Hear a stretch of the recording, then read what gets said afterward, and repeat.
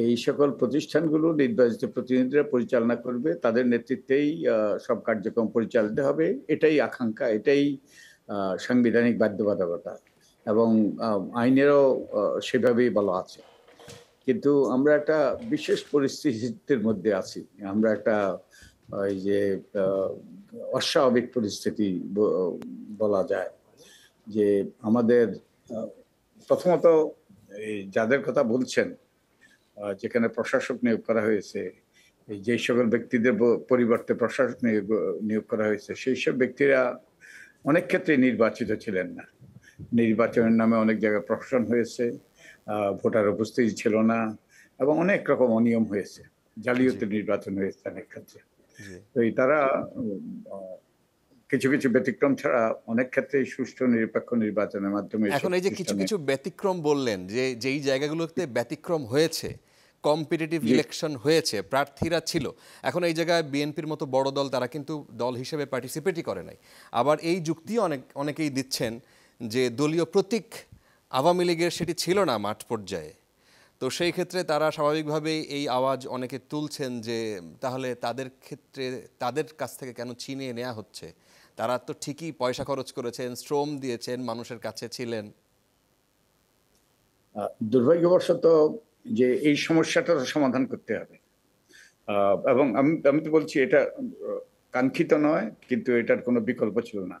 কারণ আমি একটা দিকের কথাই বলতেছিলাম, একটা দিকে উত্থাপন করতেছিলাম যে এদের অনেক ক্ষেত্রেই সুষ্ঠু নির্বাচন হয়নি, আর এছাড়াও তাদের অনেকেই পলাতক ছিলেন, এখনো রয়েছে। এই সকল প্রতিষ্ঠানের মাধ্যমে অনেকগুলো সেবা দেওয়া হয় জনগণকে।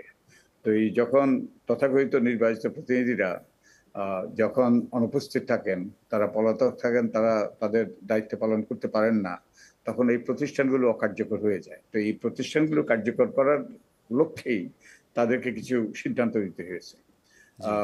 যেটা আপনি বলছেন যে হ্যাঁ, যেটা একটা পদ্ধতি হতে পারতো, যারা প্রত্যেকটা ব্যক্তির এবং প্রত্যেকটা পদের প্রত্যেকটা পরিষদের এক এক করে তারা বেছে বেছে সিদ্ধান্ত নিতে পারতেন। এটা বোধহয় 1 বছর লেগে যেত, বহু সময় লেগে যেত। এটা সম্ভবপর না, এটা অযৌক্তিক। তাই তাদেরকে একটা সিদ্ধান্ত নিতে হয়েছে যেটা সবার বেলার প্রযোজ্য। এর কোনো, আমার মনে হয় না এর কোনো বিকল্প ছিল। তো এই দুর্ভাগ্যবশত ওই যে কেউ কেউ এর এই যে ভিকটিম হয়েছেন, যে কোলাটারাল ড্যামেজ বলতে পারেন ওই যে যুদ্ধের ভাষায়, কিন্তু এর কোনো বিকল্প ছিল না। দেয়ার ওয়াজ নো আদার অল্টারনেটিভ, অন্তত আমার মতে। তাই এখন তারা যদি মনে করেন যে তারা ন্যায় বিচার বঞ্চিত হয়েছেন, তারা তো আদালতের আশ্রয় নিতে পারেন। আমার মনে হয় না আদালতের আশ্রয় নিয়ে তারা কোনো এর থেকে কোনো ইয়ে পাবেন, পরিত্রাণ পাবেন, রিমেডি পাবেন। কারণ এটা একটা অস্বাভাবিক পরিস্থিতি। অস্বাভাবিক পরিস্থিতির এই প্রতিষ্ঠানগুলোর কার্যকর করার জন্য তাদেরকে কিছু সিদ্ধান্ত নিতে হয়েছে।